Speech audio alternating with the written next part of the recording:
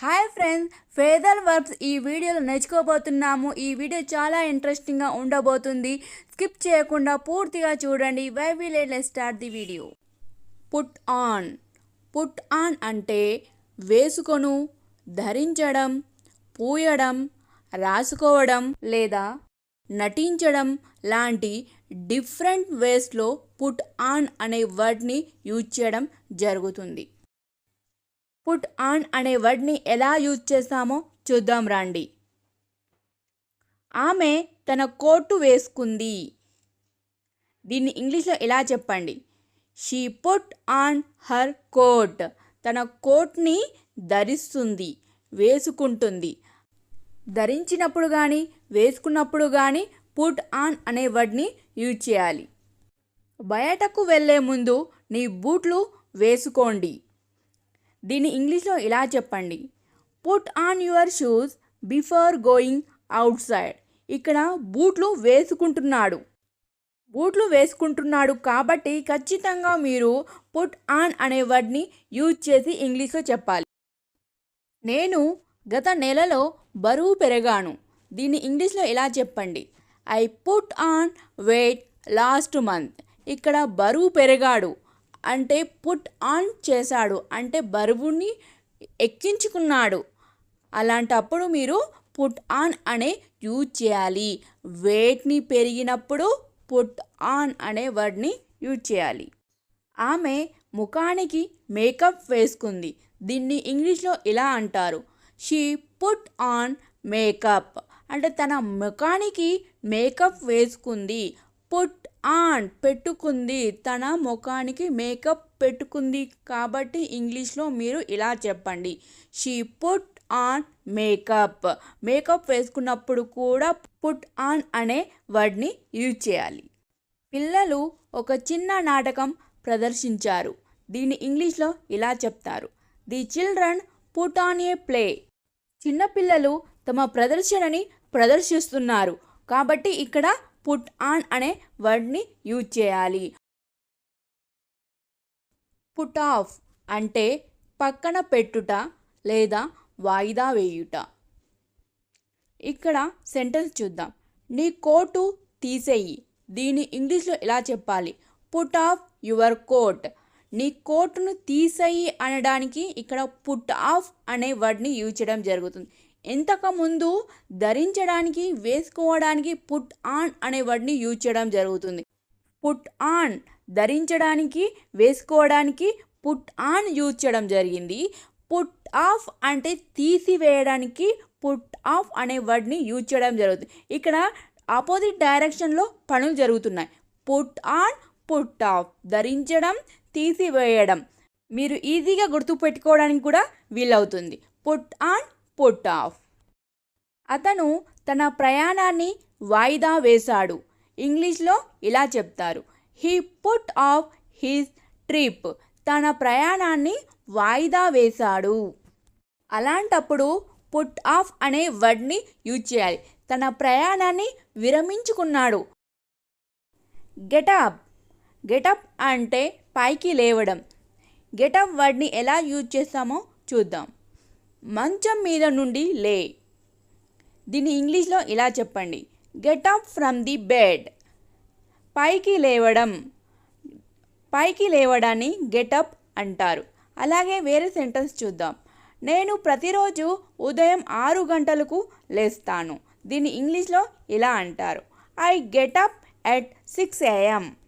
పైకి లేవడాన్ని ఇంగ్లీష్లో గెటప్ అనే వర్డ్ని యూజ్ చేయాలి. వేకప్ అంటే నిద్ర లేవడం. దీని రిలేటెడ్ సెంటెన్స్ చూద్దాం. ఉదయం త్వరగా లేవు. దీన్ని ఇంగ్లీష్లో ఎలా అంటారు? Wake up early in the morning. ఉదయాన్నే లేవడాన్ని వేకప్ అంటారు. ఇక్కడ గెటప్, వేకప్కి మధ్య సిమిలారిటీస్ అనేవి ఉన్నాయి. అక్కడ లేవడం, ఇక్కడ నిద్ర లేవడం. We have the some similarities. ఇంకో సెంటెన్స్ చూద్దాం. నేను ఉదయం 6 గంటలకు మేల్కొంటాను. దీన్ని ఇంగ్లీష్లో ఎలా అంటారు? I woke up at 6 AM. Sit down అంటే కూర్చోవడం. ఈ ఫేజల్ని ఎలా వాడతారో చూద్దాం. ఇక్కడ కూర్చో, దీన్ని ఇంగ్లీష్లో ఇలా అంటారు, సిట్ డౌన్ హియర్. అలాగే వేరే సెంటెన్స్ చూద్దాం. దయచేసి కుర్చీలో కూర్చోండి, దీన్ని ఇంగ్లీష్లో ఎలా అంటారో చూడండి. Please sit down on the chair. Stand up.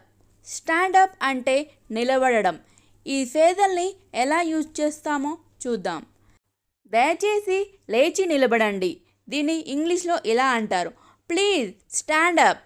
అదేవిధంగా వేరే సెంటెన్స్ చూద్దాం. టీచర్ తరగతిలోకి వచ్చినప్పుడు అందరూ లేచి నిలబడ్డారు, దీన్ని ఇంగ్లీష్లో ఇలా అంటారు, everyone stood up when the teacher entered the classroom. నిలబడడాన్ని ఇంగ్లీష్లో స్టాండప్ అంటారు. కమిన్. కమిన్ అంటే లోపలికి రావడం. ఈ ఫేజల్ని ఎలా యూజ్ చేస్తామో చూద్దాం. లోపలికి రా, దీన్ని ఇంగ్లీష్లో ఇలా చెప్పండి, కమిన్. ఇంకో సెంటెన్స్ చూద్దాం. దయచేసి లోపలికి రండి, దీన్ని ఇంగ్లీష్లో ప్లీజ్ కమిన్. లోపలికి పిలిచేటప్పుడు ఇలా ఇంగ్లీష్లో చెప్పండి, కమిన్ ఇలా అనండి. Go out. గో అవుట్ అంటే బయటికి వెళ్ళడం. ఈ ఫేజల్ని ఎలా యూజ్ చేయాలో చూద్దాం. బయటకు వెళ్ళు, గో అవుట్. ఇంకో సెంటెన్స్ చూద్దాం.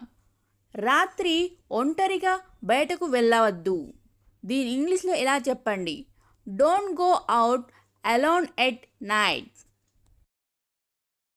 Come back. కమ్ బ్యాక్ అంటే తిరిగి రావడం. దీన్ని ఇంగ్లీష్లో ఎలా యూజ్ చేస్తారో చూద్దాం. త్వరగా తిరిగిరా, దీన్ని ఇంగ్లీష్లో ఎలా చెప్పండి, కమ్ బ్యాక్ సూన్. వేరే సెంటెన్స్ చూద్దాం. దయచేసి సాయంత్రం లోపు తిరిగి రండి, దీన్ని ఇంగ్లీష్లో ఎలా చెప్పండి, please come back by evening. Go away. Go away అంటే వెళ్ళిపోవడం. ఈ ఫేజల్ని ఎలా యూజ్ చేయాలో చూద్దాం. ఇక్కడి నుండి వెళ్ళిపో, గో అవే ఫ్రమ్ హియర్. ఇంకో సెంటెన్స్ చూద్దాం. దయచేసి నన్ను ఒంటరిగా వదిలివేయండి, దీన్ని ఇంగ్లీష్లో ఎలా చెప్పండి, please go away and leave me alone. Go away అంటే వెళ్ళిపోవడం. Look for. లుక్ ఫర్ అంటే వెతకడం.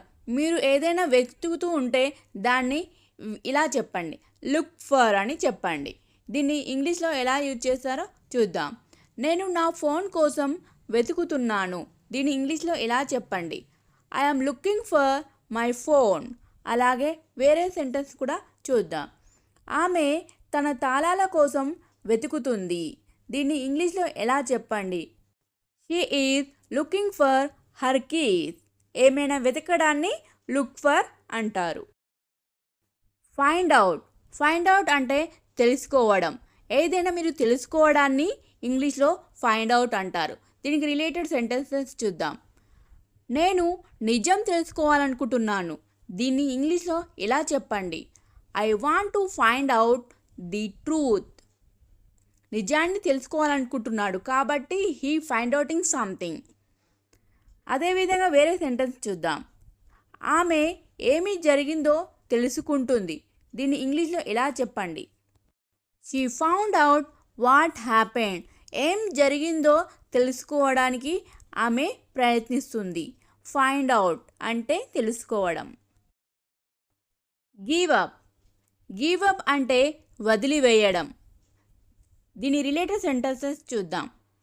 ప్రయత్నం మానేయకు, దీన్ని ఇంగ్లీష్లో ఎలా అంటారు, డోంట్ గివ్ అప్. వేరే సెంటెన్స్ చూద్దాం. అతను తన కలలు వదులుకోలేదు, దీన్ని ఇంగ్లీష్లో ఎలా చెప్పండి, he didn't give up and his dream. వదిలివేయడాన్ని ఇంగ్లీష్లో గివ్ అప్ అంటారు. మీరు ఎప్పుడు వదిలివేయడాన్ని యూజ్ చేసినప్పుడు గివ్ అప్ అనే వర్డ్ని యూజ్ చేయండి. Carry on. క్యారీ ఆన్ అంటే కొనసాగించడం. మీరు ఏదైనా కొనసాగించడాన్ని ఇంగ్లీష్లో క్యారీ ఆన్ అని చెప్పండి. దీని రిలేటెడ్ సెంటెన్సెస్ చూద్దాం. నీ పనిని కొనసాగించు, దీన్ని ఇంగ్లీష్లో ఎలా చెప్పండి, carry on with your work. అలాగే వేరే సెంటెన్స్ చూద్దాం. ఆమె తన చదువును కొనసాగించింది, దీన్ని ఇంగ్లీష్లో ఎలా చెప్పండి, she carried on with her studies. Hurry up. Hurry up అంటే తొందరపడడం. మీరు ఎప్పుడైనా తొందరపడ్డారా? అలాంటప్పుడు ఈ వర్డ్ని యూజ్ చేయండి. Hurry up. దీని రిలేటెడ్ సెంటెన్స్ చూద్దాం. త్వరగా చెయ్యి.